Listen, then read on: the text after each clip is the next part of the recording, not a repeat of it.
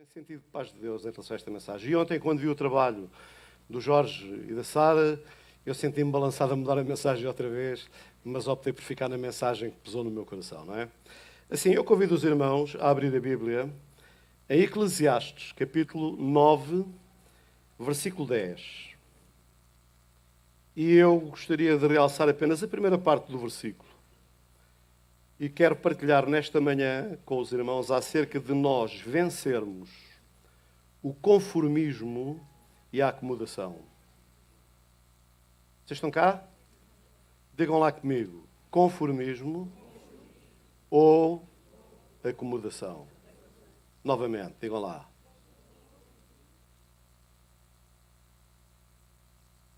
Novamente, para ver se vocês ficam a pensar nessas palavras. Vá, digam lá. Ok. Então, a palavra do Senhor diz assim lá em Eclesiastes, capítulo 9, versículo 10. A primeira parte do versículo diz: tudo quanto te vier à mão para fazer, falo conforme as tuas forças. Amém? Vocês ouviram? O apóstolo São Paulo, escrevendo aos Colossenses, capítulo 3, versículo 23, diz: e tudo quanto fizerdes, fazei-o de coração, como ao Senhor e não aos homens. Amém? E tudo quanto fizerdes, fazei-o de coração. Irmãos, uma das histórias que todos nós conhecemos particularmente bem é a história de Davi. Todos nós conhecemos a história de Davi muito bem, eu diria razoavelmente bem, e haverá algumas partes da história de Davi que nós conhecemos muito bem. Como é, por exemplo, a história de Davi quando ele foi defrontar Golias. Nós sabemos que quando Davi foi defrontar Golias, que Davi chegou ao riacho, quando é o encontro de Davi e de Golias, e ele colheu do leito do rio 5 pedras, 5 seixos. 5 seixos. E eu estava a pensar nesta forma dele tirar os 5 seixos, porque Davi ia defrontar apenas uma pessoa. E ao tirar os 5 seixos, Davi ou estava inseguro sobre a sua possibilidade, o que eu não acredito, não é? Porque no contexto todo da história, Davi nunca mostra insegurança, ou então Davi estava dando uma lição a todo o povo, a todos os militares de Israel, uma lição contra o conformismo deles, a acomodação deles. Ao pegar nas 5 pedras, ele estava a mostrar a todos aqueles soldados que eles eram pessoas acomodadas. E pessoas acomodadas não vencem batalhas. Eu esperava um amém vosso, não é? Mas pronto. Mas também não é obrigatório, não é? Pessoas acomodadas não vencem batalhas. Diga lá, diga lá. Pessoas acomodadas não vencem batalhas. Pois não. Normalmente são vencidas nas batalhas, não é? O conformismo, irmãos, e a superficialidade, eles andam de mãos dadas. E eu diria que tanto o conformismo como este comodismo são uma das moléstias da Igreja nos dias de hoje. Há demasiados crentes consumidores e pouco produtivos. Vocês estão cá. Consomem demasiado, mas do ponto de vista espiritual produzem muito pouco. As pessoas hoje conformam-se facilmente, satisfazem-se com baixos níveis de existência. É interessante, ontem fui fazer uma visita, eu fui para o culto para a Serra da Luz, o Beto tinha o culto marcado para as 4 horas, e quando eu cheguei ao culto, o Beto tinha mudado o horário para as 5, e eu aproveitei para fazer uma visita de alguém que não vem à igreja há mais de um ano, e estive 1 hora com aquela pessoa, e depois ainda fui para o culto, depois de sair do pé dessa pessoa, e fui visitá-la porque ela está doente, está com problemas, e ela fez-me uma pergunta, ela perguntou-me: pastor, explique-me lá porque é que as pessoas têm todas tanto medo de morrer. Eu disse: eu não direi todas, olha, eu não tenho medo nenhum de morrer. eu estou pronto para o Senhor me levar quando Ele quiser. Em qualquer momento, eu não vou dizer que estou desejoso de morrer, não é isso que estou. Mas se o Senhor me quiser levar agora, eu estou pronto para ir. E digo-vos mais, se o Senhor me levar agora, quem sofre são vocês. É ou não é verdade? É que eu ia estar cá com problemas e com funfuns. Nada disso. Então ele depois disse, eu estava-lhe a explicar que quando nós temos uma esperança, e nós temos não é quando somos religiosos, é quando temos um relacionamento com Deus. Porque a religião não produz libertação. Mas a relação com Deus produz libertação. E eu estava-lhe a dizer, quando nós vivemos neste relacionamento com Deus, confiamos, o medo não domina a nossa vida. E ele disse-me uma outra coisa. Ele disse, sabe, o meu chefe, uma vez eu perguntei isto ao meu chefe, e o meu chefe disse, as pessoas não têm medo de morrer, têm medo de viver. E aquilo bateu-me forte, não é? E eu disse, também é verdade, há pessoas que têm medo de viver. Olha, que é o teu caso. Eu disse, é o teu caso. Tens tanto medo de viver que vives atrofiado dentro de casa, não sais de casa. Tens medo quando estás dentro de casa e tens medo de ir para a rua. Isso é medo de viver. E nós precisamos de viver, de nos libertarmos. Porque o Senhor não nos chamou para ter medo. O Senhor chamou-nos para a vida. Ele veio para nos dar vida e vida com abundância. E vida com abundância é a vida liberta do medo. É a vida liberta da acomodação. É a vida liberta do conformismo. É a vida para nós vivermos. Amém? Há pessoas que têm medo de viver. E deixe-me dizer, há crentes que podiam viver uma vida muito melhor, e eu estou a falar em termos espirituais, uma vida muito mais prazerosa, muito mais feliz, muito mais agradável, mas não a vivem, ou porque têm medo daquilo que Deus pode requerer delas, ou porque se conformaram, estão satisfeitas com o que têm. Mas olham para os que têm mais e dizem, eu gostava de ter. Mas não têm. Porque só tem mais quem busca mais. Este é o princípio importante. Quando Davi pegou naquelas 5 pedras, Davi estava a dizer não ao conformismo, não ao comodismo. Ele estava a dizer que ele podia chegar mais longe. A linguagem do conformismo é uma chega, é a atitude do menos possível, quanto menos fizer melhor.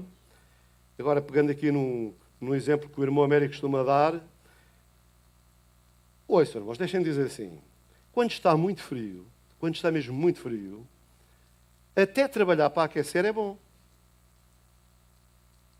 É ou não é? Quando está muito frio, o que é que vocês fazem? Saem à rua, esfregam as mãos, isso é trabalho. Não é? Batem os pés.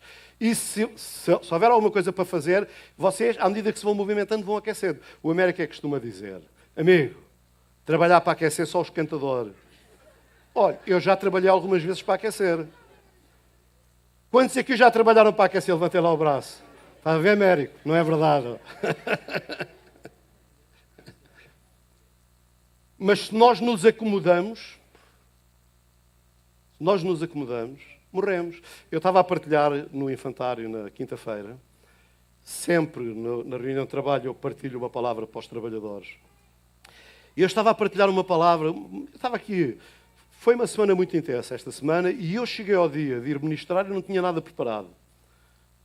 Como era para ministrar às 2 horas, mas mudou para as 4, eu tive 2 horas para vir para a igreja e para pedir ao Senhor para me dar. E o Senhor deu-me um versículo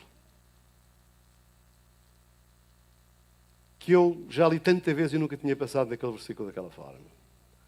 O Senhor deu-me um versículo em Gênesis capítulo 11, na história de Babel, que diz assim, o povo é um só. E todos têm a mesma língua. Agora, não há limites para aquilo que eles possam fazer. E dispararam algumas. Primeiro, a unidade do povo. O povo é um só. O povo é um só. E quando nós somos um só. Porque nós sempre lemos aquele versículo no sentido negativo. É, não é? Mas o que está lá é positivo. Sempre lemos aquilo porque nós lemos aquilo na história toda e lemos o versículo na perspectiva negativa. Mas olha, quando nós somos um só,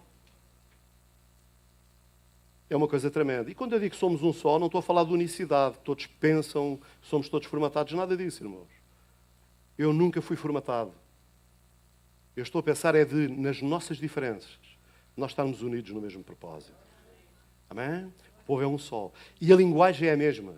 Que nós possamos falar todos a mesma linguagem. E a linguagem que nós temos que falar não é a linguagem dos achismos, é a linguagem da palavra. É a linguagem do Espírito. Amém? E quando nós estamos unidos e falamos esta linguagem do Espírito da palavra, não há limites para aquilo que nós possamos fazer. Obrigado, irmã Esther. Alguém que acredite. Amém? Não há limites. Nós podemos, irmãos, nós temos feito, mas podemos fazer muito mais. Amém? Sabe porque é que nós não fazemos mais? Porque nós nos acomodamos. Temos tendência a acomodar-nos. Está-se bem. Chega. É o suficiente. Então, quando nós nos acomodamos, a tendência é morrermos de frio. Eu contei a história, uma história que já contei aos irmãos várias vezes, a história do porco-espinho. Não fazia parte da minha pregação, mas olha, o Senhor está-me a levar neste sentido e eu vou neste sentido. Diz quando foi uma das glaciações, isto é uma parábola, não é? Os animais começaram todos a morrer de frio. Morreram. E os porcos-espinho também morreram. Até que eles descobriram que uma forma deles tentarem sobreviver àquele frio terrível era eles encostarem-se uns aos outros. E eles começaram-se a juntar e encostaram-se. E eles perceberam que quanto mais se encostavam, mais aqueciam. Mas sabe, os espinhos deles são um mecanismo de defesa contra a pressão. Então, à medida que eles iam ficando apertados, os espinhos saíam e eles feriam-se uns aos outros. E quando se feriam uns aos outros, eles afastavam-se. E quando se afastavam, morriam. Então eles descobriram que era melhor lidar com as pequenas feridas que eles faziam uns aos outros e manterem-se juntos. Vocês estão cá? É melhor lidar com as pequenas feridas que eles faziam uns aos outros e manterem-se juntos, porque se mantinham aquecidos e eles sobreviveram. Até hoje, de vez em quando, aí na estrada, lá encontramos um porco-espinho espalmado, não é? Mas também ninguém mandou atravessar fora da passagem dos peões dos porcos de espinho, não é? Eles passam e os motoristas não... Mas olha, esta é uma imagem da igreja também. Porque às vezes nós, quando nos aproximamos, acabamos por nos magoar uns aos outros. Mas o facto de nos magoarmos uns aos outros não significa que temos que nos afastar. Significa que temos que lidar com essas pequenas feridas e permanecer juntos. Porque só juntos nós sobrevivemos. Vocês estão cá? Só juntos nós sobrevivemos. Mas a acomodação. A acomodação. O não me toques, o não me piques, o não me incomodes, o deixa-me, dá-me espaço. Isso tende a matar-nos, irmãos. Esta é a linguagem do conformismo. É a resignação ao pouco, ao cómodo, ao confortável, ao simples, ao qualquer coisa. É uma atitude de consumo em vez de produção. Eu disse há pouco, há crentes que consomem mais do que aquilo que produzem. Eu estava a ouvir as notícias, penso que foi... Os irmãos sabem, há um índice agora, que é o índice de consumo do planeta Terra. O planeta hoje tem 7,8 bilhões de pessoas. É muita gente, muita gente. Muita gente. E os irmãos sabem, para manter esta gente toda tem que haver produção. E a Terra produz. A Terra, há um índice de produção da Terra. É suposto que o índice de produção da Terra, para manter toda esta população, dure o ano todo. Vocês estão cá ou não? Eu estava a ouvir as notícias, que foi no dia 1 de agosto, se não me engano, que os limites de produção para este ano esgotaram-se no dia 1 de agosto. Ou seja, agosto, setembro, outubro, novembro, dezembro, 5 meses. Estes 5 meses que restam até chegar ao final do ano, nós estamos a comer já a produção do ano que vem. Vocês estão cá. Isto não é saudável. Não é saudável. Isto vai pôr em... É por isso que a gente ouve falar da fome, ouve falar disto, ouve falar de tanta coisa. Porquê? Porque nós consumimos mais do que aquilo que produzimos. Vocês estão-me a acompanhar ou não? E na vida espiritual, irmãos, na vida espiritual, muitas vezes nós também somos assim, consumimos, consumimos, consumimos, e quando damos por nós estamos secos, secos que nem um carapau ao sol. Porquê? Porque nós deixamos de produzir, e nós produzimos quando nós estamos na presença do Senhor, quando nós buscamos do Senhor. Amém. Quando nós o adoramos, quando nós nos envolvemos, quando nós meditamos na palavra e quando nós damos lugar à ação na nossa vida. Amém? Porque produzir é agir. Amém? Produzir é estarmos em ação. Então, a maioria dos crentes, muitas vezes nós vivemos nesta dimensão, numa atitude de consumo em vez de produção. Uma atitude de escassez em vez de plenitude. Acomodamos-nos com o pouco que temos, mas também não nos esforçamos para ter mais. Uma atitude de acomodação em vez de sacrifício, porque achamos que sem sacrifício as coisas acontecem. Olha, quantos é que vieram de férias? Levantem lá o braço, os que vieram de férias. Muita gente veio de férias. Vocês ouviram o Tiago? O Tiago estava a dizer, eu podia-vos dizer, amanhã é segunda-feira. Quantos aqui estão desejosos para ir trabalhar amanhã? Ninguém. Isso é alguém que não está a funcionar bem.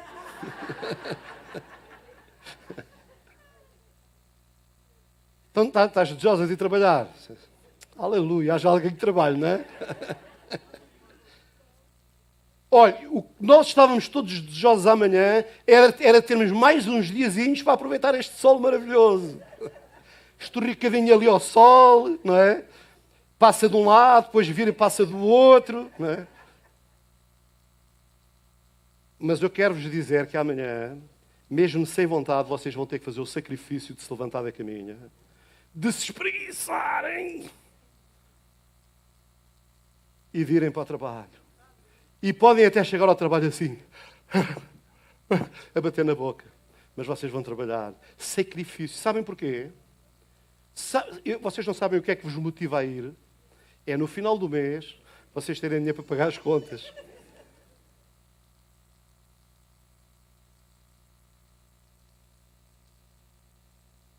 Na vida espiritual, o que nos devia motivar era nós termos um excedente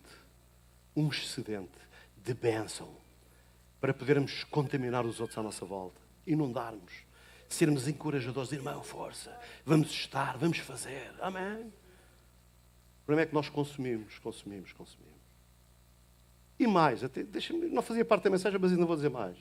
Olha, consumimos, não produzimos, consumimos e ainda reclamamos daqueles que produzem para nos dar alguma coisa. Não gostei do que me deram hoje. Não gostou? Coma conservas. Você ouviu? As conservas agora estão na moda, não é? Diz que a conserva que tem ômega 3, ômega 4, ômega 5, não sei quantos ômegas é que tem. Mas olha, eu dispenso as conservas. Eu gosto muito da comidinha fresca. Eu até me custa comer sopa ao fim de 3 dias. Minha mulher é assim, minha mulher quando faz sopa, nós somos só 2, mas ela conta como se ainda fôssemos todos lá em casa. Minha mulher sempre faz sopa, é familiar. Só que esqueceu que a família encolheu.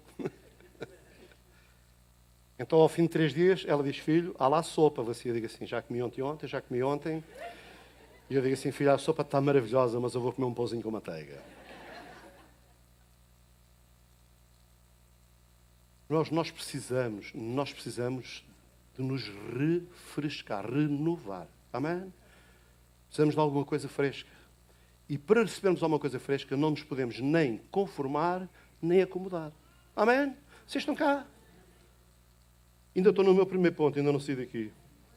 Atitude de conformação, em vez de atitude de transformação.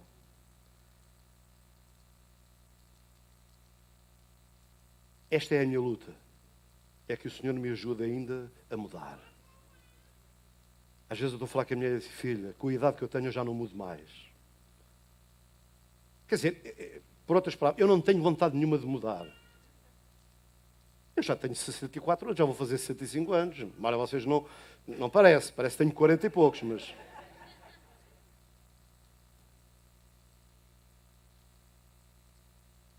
Eu tenho 40 também, não é? 40, mais 10. E eu digo, filha, com a idade que eu tenho, eu já não vou mudar. Mas depois porque isto eu não tenho que concordar com ela. Mas depois, quando ela me vira as costas, eu fico a pensar assim, Mas eu ainda me podia esforçar um bocadinho mais para mudar aqui e ali. Mas noto que cada vez é mais difícil a mudar. Vocês percebem? Agora, há uma área da minha vida que eu não me quero acomodar de maneira nenhuma. É na minha relação com Deus. É na minha intimidade com Deus. É no ouvir Deus. É no estar disponível para estar envolvido nas coisas de Deus. Amém? Porque estando envolvido nas coisas de Deus é uma forma de eu estar envolvido com Deus também. Amém? Então, precisamos, irmãos, de uma atitude de transformação. O conformismo atrai o conformismo. É interessante, a Bíblia conta uma história, a história de Joás, o rei de Israel, do Reino do Norte. Ele enfrentava uma grande dificuldade com o poderoso rei da Síria, que já havia conquistado muitas cidades e havia colocado a liberdade de toda a nação perigosamente em risco. Foi então que Joás se dirigiu ao profeta Eliseu, à procura de ajuda, à procura de um milagre. E a Bíblia explica o que aconteceu. Lá em 2 de Reis, os irmãos ouçam, capítulo 13, versículos 15 a 19, Eliseu disse, pega num arco e em flechas. E disse-lhe Eliseu, agora abre a janela, ali do lado do oriente, prepara-te para atirar. O outro ia obedecendo. Vocês vejam, Eliseu disse, prepara-te para atirar. E ele ia obedecendo. Enquanto Eliseu falou, ele ia obedecendo. Aí, Eliseu pôs as mãos sobre as do rei.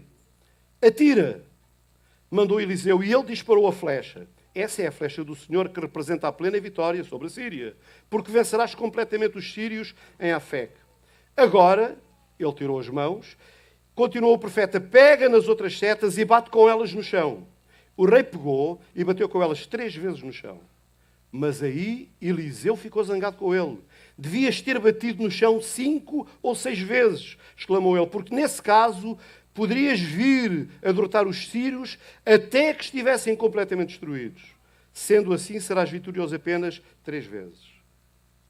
O que aconteceu foi que, ao defrontar os sírios, o melhor que o rei Joás pôde fazer foi recuperar as cidades que tinham sido perdidas. Diz lá no versículo 25, e Joás, filho de Joacás, tornou a tomar as cidades das mãos de Ben-Hadad. O que acontece aqui, irmãos, é que Joás encara a triste história de alguém que conseguiu pouco porque se acomodou. Vocês vejam, enquanto Eliseu pôs as mãos sobre ele, enquanto Eliseu esteve com ele, ele fez. Quando Eliseu tirou as mãos sobre ele e disse, continua, ele não foi persistente. Ele fez pouco. Ele fez pouco. E porque ele fez pouco, ele conquistou pouco. E diz que o profeta ficou zangado com ele. Porque ele acomodou-se. Ele conformou-se com o que já tinha feito. E isto representa fracasso, porque ele fracassou. E muitas vezes há crentes que são assim, oh irmão, ore por mim.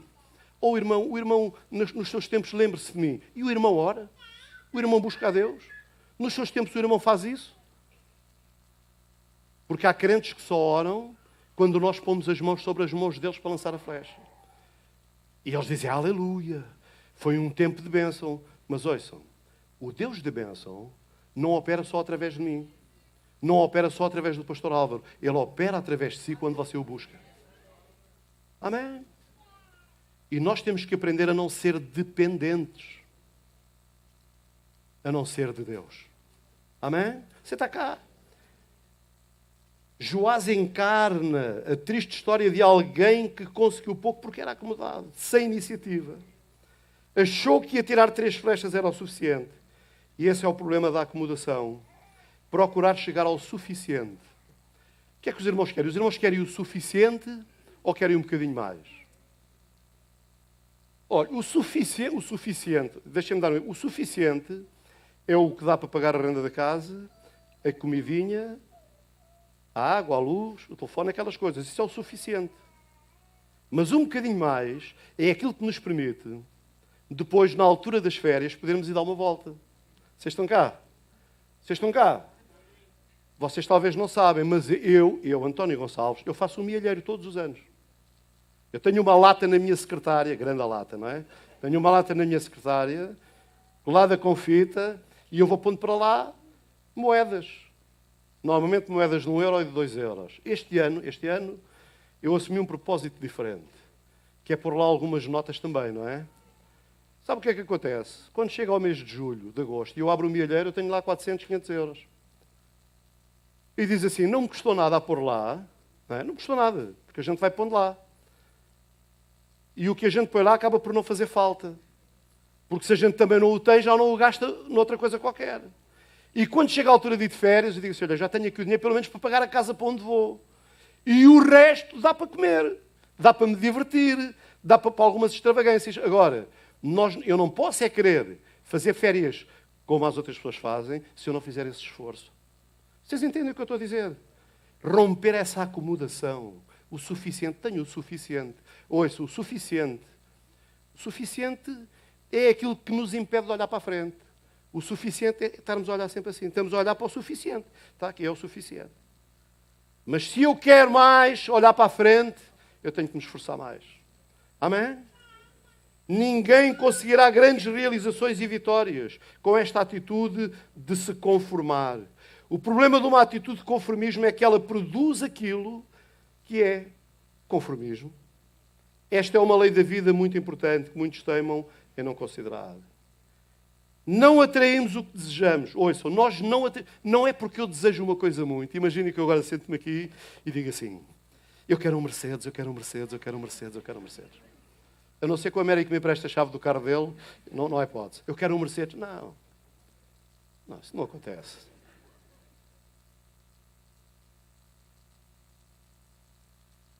Irmãos, nós, não é por desejarmos muito uma coisa que ela acontece.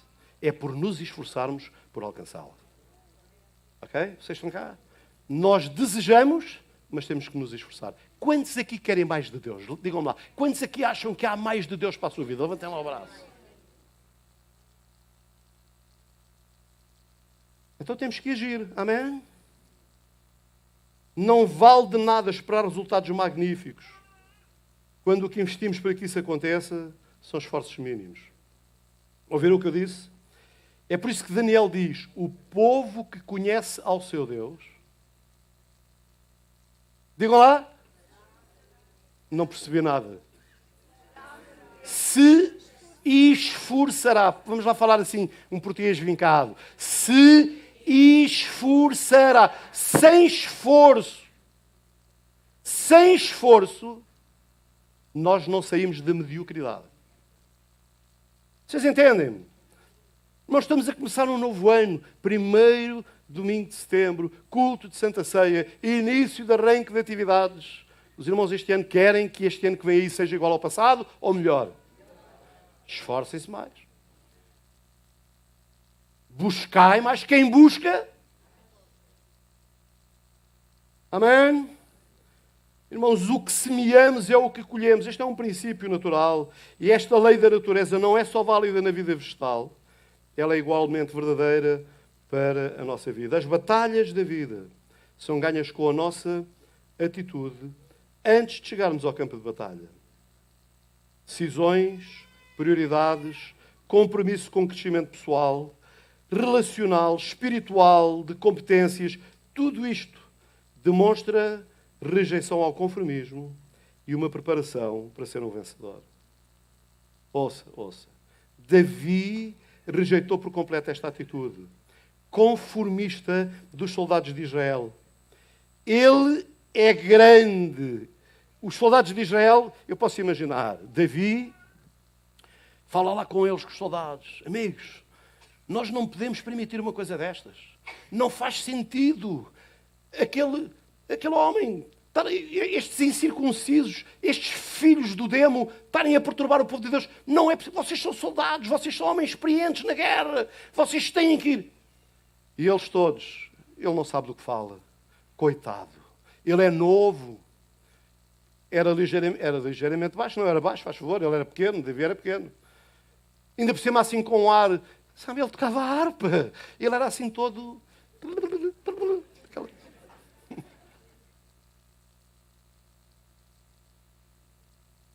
O Davi, coitado, não. O Davi... amigos, vocês não podem. Vocês são a tropa. Vocês são aqueles que Deus escolheu para proteger a nação. Ele é um. Porque o outro era só um também. Porque a tropa não vinha, a tropa estava lá atrás. Ele é que avançava. Oh, israelitas! Há um homem valente entre vós para defrontar um homem valente como eu. E eles olhavam para o tamanho do homem, e os dentes tocavam castanholas, e eles gemiam, e não acontecia nada. E David diz, não é justo. Não é justo. O nosso Deus não tem nada a ver com o Deus deles. O Deus deles é um careta, é um peixe, é um cachucho. O nosso Deus é o Deus Todo-Poderoso. Vocês não são uma tropa qualquer. Vocês são a tropa de elite do Deus Todo-Poderoso.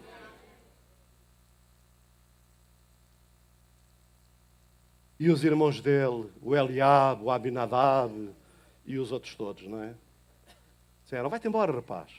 Tu vens para aqui para nos envergonhar? Sabe, os irmãos dele foram aqueles que o profeta Samuel, quando os viu, achou que eles eram maravilhosos. Aqui está o perfil do rei. E o Senhor disse, não é este. E veio o outro, aqui está o perfil do outro rei. E por aí fora, todos tinham o perfil de rei. Davi, nem o pai dele se lembrou dele. Quando o profeta perguntou, não há mais nenhum, disse, ainda há aí um, o caçula. Ele anda lá a tomar conta das ovelhas, a tocar a harpa dele.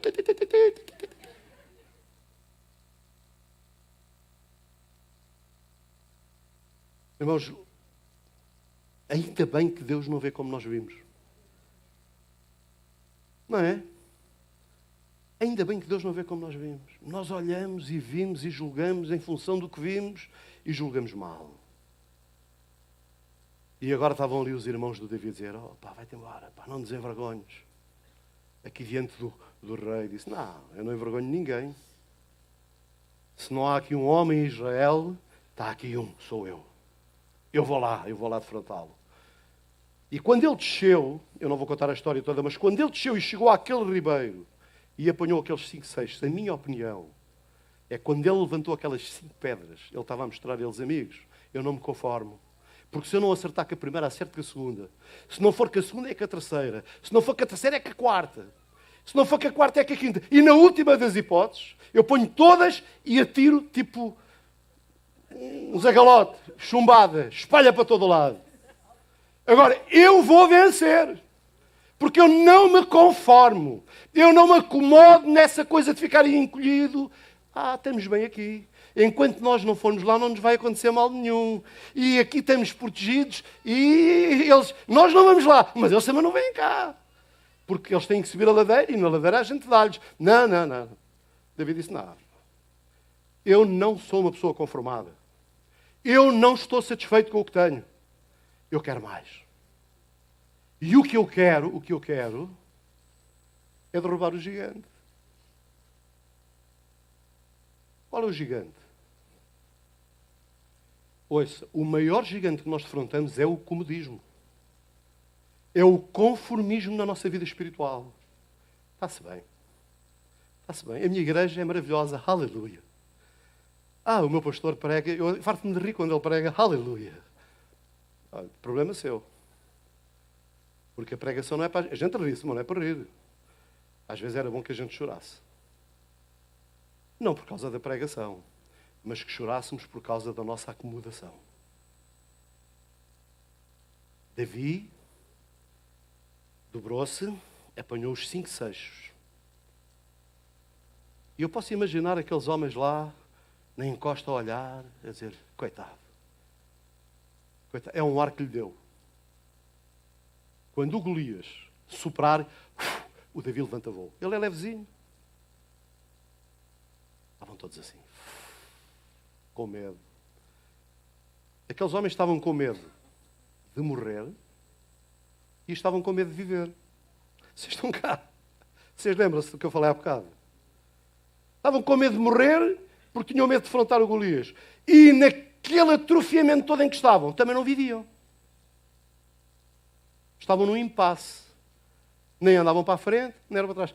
No livro de Apocalipse, a Bíblia usa uma expressão para isto. Sabe qual é a expressão? Morno. Nem és quente, nem és frio. És morno. A mornidão na nossa vida é sinónimo de conformismo. É sinónimo de acomodação. Porque o que Deus deseja mesmo que nós sejamos é quentes. Amém? Que nós sejamos em ebulição espiritual. A ferver. Amém? Aleluia. Davi rejeitou por completo. E por isso ele tomou a iniciativa de enfrentar o gigante, quando todo o exército estava acomodado e acovardado. Por isso ele não levou 1, 2, 3 pedras, levou 5 pedras, porque entendeu, irmãos, que a vitória é conseguida quando nós damos o máximo. Amém? Ao contrário daquele rei que bateu com as setas 3 vezes no chão. Vocês estão cá? Davi disse, não. Eu vou um bocadinho mais à frente. E o meu desafio, irmãos, para cada um de vós nesta manhã, é que no início deste ano, vocês possam desafiar o vosso coração dizendo, eu este ano vou dar um passo mais à frente. Vou estar mais envolvido, mais participativo, mais disponível. Amém? O vosso amém é maravilhoso. Mas também se vocês não o querem fazer, não é? Não têm que fazer, não é? Mas é uma determinação. Ou fica acomodado ao caminho para a excelência. Infelizmente, a maioria está pronta a aceitar qualquer coisa. É por isso que se diz que o bom é o inimigo do excelente. Querer o melhor é o compromisso de procurar ser sempre melhor, fazendo o melhor com o que eu sou presentemente. Eu louvo a Deus por aquilo que já alcancei. Amém? Eu não reclamo do que já alcancei. Eu digo, Deus, obrigado por aquilo que já alcancei. Obrigado por estar onde estou. Obrigado por poder fazer parte do que eu faço parte. Mas o que é que tu tens mais para mim? O que é que tu esperas mais de mim? O pouco ou o máximo? Estou bem assim ou esperas mais de mim? Muitas pessoas vivem a meio gás, em vez de viverem na plenitude. É interessante, e eu vou terminar. Uma das palavras frequentemente usadas na tradução da Bíblia para combater a acomodação ou o conformismo é a palavra plenitude. Plenitude é o máximo. Pleno. Olha alguns versículos. Romanos 15, 29. Bem sei que indo ter convosco chegarei com a plenitude da bênção do Evangelho de Cristo. A plenitude. Paulo não queria qualquer coisa, queria o máximo. Escrevendo aos Efésios, ele diz, e conhecer o amor de Cristo, que excede todo o entendimento, para que sejais cheios de toda a plenitude de Deus. Quantos aqui é que são cheios de toda a plenitude de Deus? Nós temos Deus na nossa vida, mas até ter cheio da plenitude, precisamos de nos esforçar um pouco mais. Até que todos chegamos à unidade da fé, ao conhecimento do Filho de Deus, ao homem perfeito à medida da estatura completa, plenitude, estatura completa de Cristo.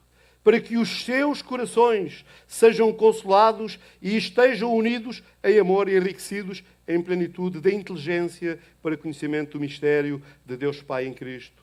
E por fim, e recebeste a plenitude em Cristo. Amém? Que é o cabeça de todo o principado e potestade. O plano de Deus para a nossa vida, irmãos, é a plenitude, é a abundância. Eu vim para que tenham vida e a tenham com abundância.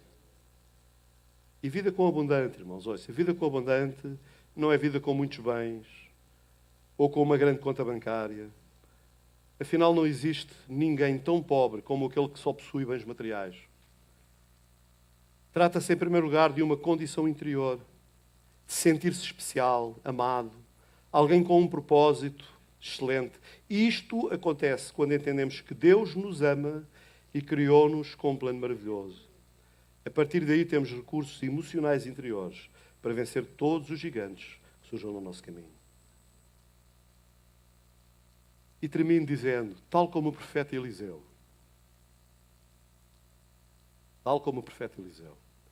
Deus está disponível para pôr as suas mãos sobre as nossas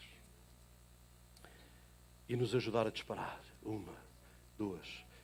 E é verdade que o profeta Eliseu, a dado momento, ele tirou as mãos das mãos do rei Joás.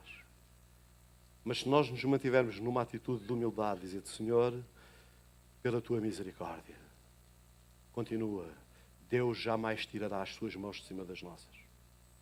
Amém? E nós iremos disparar. E alcançaremos, certamente, irmãos, certamente alcançaremos a vitória. Porque esse é o propósito de Deus. O propósito de Deus é que nós não nos conformemos. O propósito de Deus é que nós não nos acomodemos. Amém? E para isso, Ele porá as suas mãos sobre as nossas.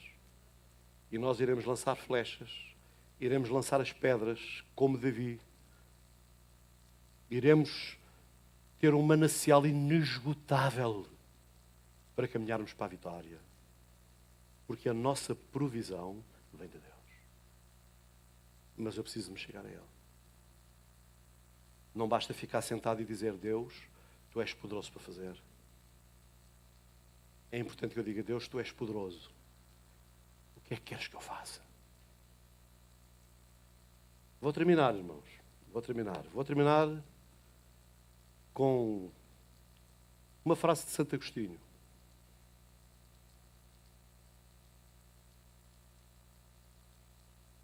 Santo Agostinho, ele disse certa ocasião: ora, como se tudo dependesse de Deus. E age como se tudo dependesse de ti. Vocês ouviram? Ora, como se tudo dependesse de Deus. E age como se tudo dependesse de ti. Então, irmãos, quando nós juntamos a nossa oração com a nossa ação, gera-se uma força intrínseca entre nós e Deus. O comodismo cai. O conformismo desfaz-se. E o esforço no qual nos envolvemos não é cansativo, é renovador. Amém? Porque aquele que busca o Senhor e que se move na direção dele é como a águia que renova as suas forças. Amém? Amém? Vocês estão cá? Amém? Quantos querem dizer: este ano eu vou romper com o comodismo e com o conformismo? Levante lá. Os que querem, fiquem de pé. Vamos orar. Aleluia, Tiago. Aleluia. Vamos levantar as mãos para o céu. Irmão, faça a sua oração. Diga: Senhor, neste ano, a partir de hoje, ajuda-me a dizer não ao conformismo, a dizer não ao comodismo. Ajuda-me a ficar disponível para dar um passo mais à frente, para me esforçar, a estar pronto para estar na linha da frente, na linha do combate, pronto para estar onde Tu queres que eu esteja, a fazer aquilo que Tu desejas que eu faça. Faz a tua oração. Eu quero ouvir as vozes levantadas em nome de Jesus. Quero ouvir um clamor, quero ouvir as vossas vozes. Não sou eu que tenho que orar por vós, sois vós que tendes de orar por vós. Em nome de Jesus, Senhor. Senhor, ajuda-nos a romper com este conformismo. Ajuda-nos a romper, Senhor, com a acomodação. Nós queremos, Senhor, experimentar um novo vento, o vento do Espírito soprando, novo, fresco sobre a nossa vida. Chamai Abacara. Faz isso, Pai, em nome de Jesus. Em nome de Jesus. Eu preciso de Ti, Senhor. Eu preciso de Ti, Senhor. Tu sabes como o passar dos anos nos cansa, nos desgasta. Como há tanta coisa que tende a colar-se no nosso coração, mas nós queremos dizer não a todas essas coisas e queremos abrir-nos, Senhor, para o Teu fluir, para a manifestação da Tua graça, movendo, soprando em nós. Shemai Abakara, Shomarabababakanda Maiaba.